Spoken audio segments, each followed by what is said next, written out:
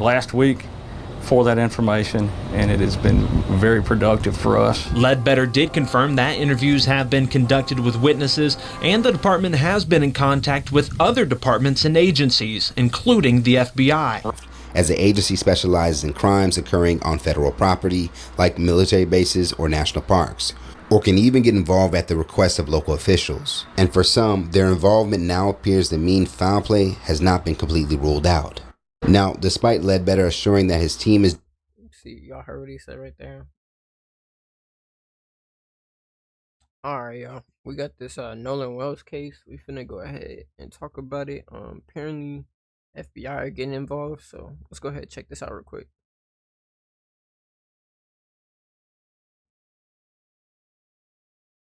Reporting live from Myers Club, Fight Plus News, I'm John Abba. The investigation around Nolan Wells' mysterious death continues to heat up, and this time the FBI is now stepping in to look into what happened. As you can recall, Wells was enjoying a remote island off the coast of Mississippi for the 4th of July, when he would be reported missing close to 11 p.m. Now, suspicions would grow because the friends he traveled to the island with, known as Horn Island, would allege that Nolan decided to stay back to talk to a girl. That will be one of the first indications for Nolan's father, Elmore, that something was off.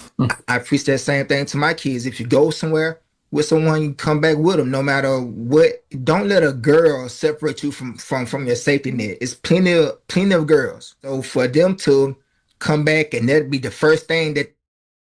For me, real quick, the thing that for me threw it off was just the fact that the girl and the friend group are not on the same page. That's really, for me, where it's like, well, our thing, you know what I'm saying? Not on the same page, but like, things wasn't, you know what I'm saying, time frames was way different. Stuff wasn't making sense. She's saying that he went back with them. They saying that they didn't see him since 3. That's what took, you know what I'm saying? That right there alone is exactly what sparked this controversy. Because it's like, it's not making no sense. Like, then they talking about he was peeing and got swept away by the water. I'm like, it can happen, but it's just like, why would he be peeing into the water? I mean, I wouldn't be peeing in the water, but anyways, that's just me. Alright, we're gonna continue.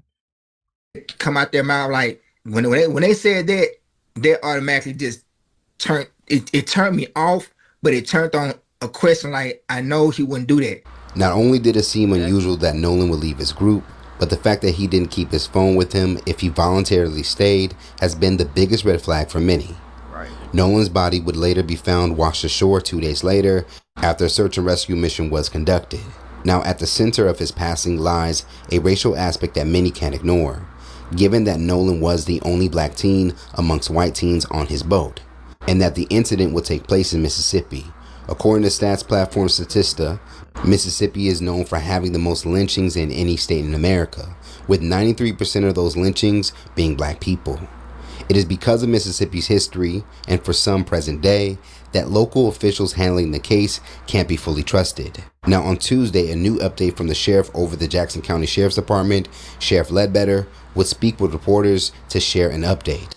According to Ledbetter, he and his team are not going to be pressured to rush their investigation.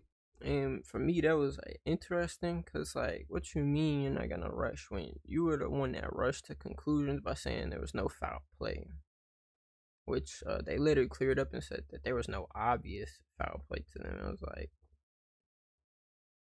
I don't even know why you put out that clarification statement. You know what I'm saying? That did nothing. I don't even know why you would say something like that. Autopsy didn't even come back yet.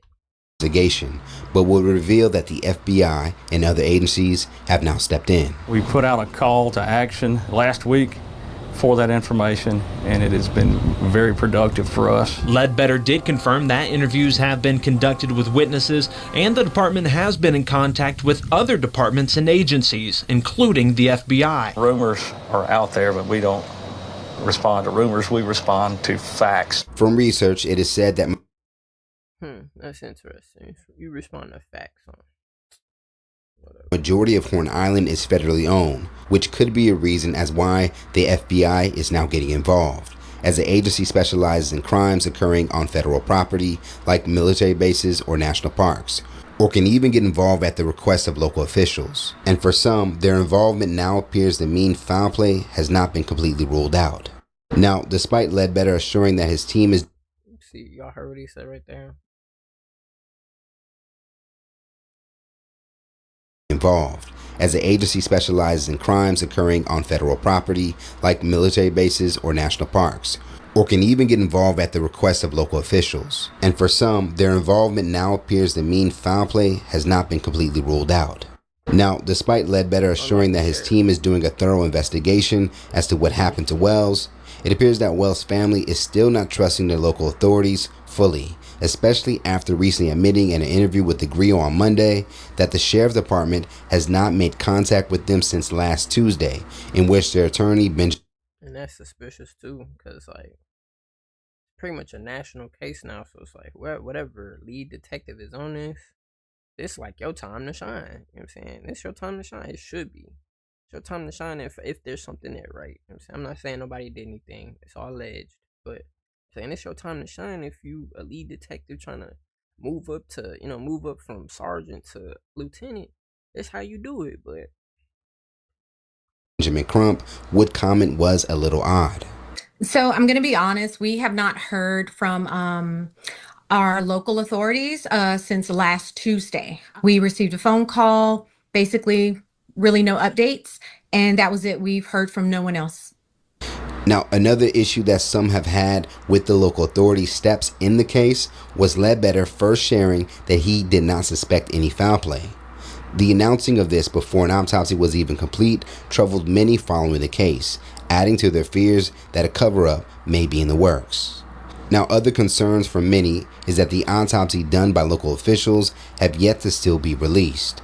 According to local outlet WLOX, results from it are expected to come within several weeks, with a toxicology report being done by outside laboratories.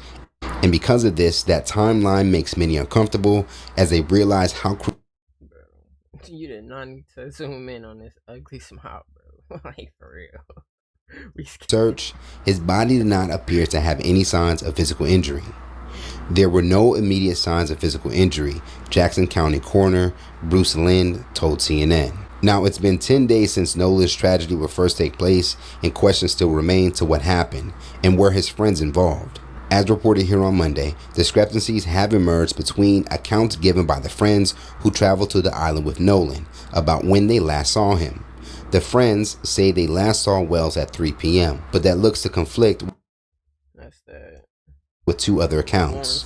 Other witnesses have documented that Wells was still alive and with others as late as 4 p.m. Also, apparently this is one of Nolan's best friends according to him, but the mom that y'all just saw talking on the griot, she don't even notice, dude. Like, I watched the griot interview with the parents and then Ben Crump. They don't even notice, dude. Like, he ain't never been to their house and none of that. Doesn't mean that they're not friends, but best friends would have been at the house. That's all I'm saying. And in an alleged screenshot by one of the young men's mother, initially told someone in a Facebook DM that the group last saw Nolan around 5. He repeatedly asked Nolan to get on boat at 5 when it was time to leave, but Nolan wanted to stay with the girl and their boat was partners. He was insistent about staying with this girl. Wyatt asked him several times, please get on the boat, and people heard him. Okay. 5 p.m. when they were trying to get him to board the boat so they could leave. Now, looking at all this, these inconsistencies have led some to speculate. After being down this rabbit hole for 4 days, here's my theory. I believe Nolan was forced to swim back to shore while he was still alive. I think he genuinely tried, but didn't make it. That could explain why his body wasn't found where everyone originally expected. I also think the others expected him to make it back. When he never showed, they realized something had gone wrong and called the Coast Guard. That the friends' 3 p.m. timeline is meant to place their last contact with Wells before the point at which others can independently confirm he was still alive. If their claim of leaving the island at 4:30 p.m. is accurate, it would mean the group spent up to an hour on the island after last seeing Wells when he would let them know that he wanted to stay. So does it seem believable that Wells would determine he wanted to stay when they last saw him at 3 p.m. and they would leave at 4:30 p.m. without ever contacting him again? Or does it make more sense that the last time they saw him and when they left happened at once? as first expressed by one of the teens' moms, that Wells stalled their departure because he was talking to a girl, which for some who believe in a version of a drowning theory, in which at some point Wells would drown swimming far out trying to catch up to the boat. In this theory, the drowning could have happened towards the boat or when he realized he needed to head back to shore, and that his friends would continue taking off, not fully knowing if Wells got back to the island. And we're not gonna watch this because this is unrelated, but this is a good moment though. So shout out to these people for helping this young black man. Shout out to y'all for being some good people. And we're gonna go ahead and end this video there. To me, I think that was like the craziest thing about this is that the sheriff told me, let's take our time, but before he was quick to come to conclusions. Anyways, man, I'm gonna catch y'all in the next one. Y'all let me know down in the comments what y'all think about this Nolan Wells story. And also, don't forget to hit the end screen, bro. Got more content for you.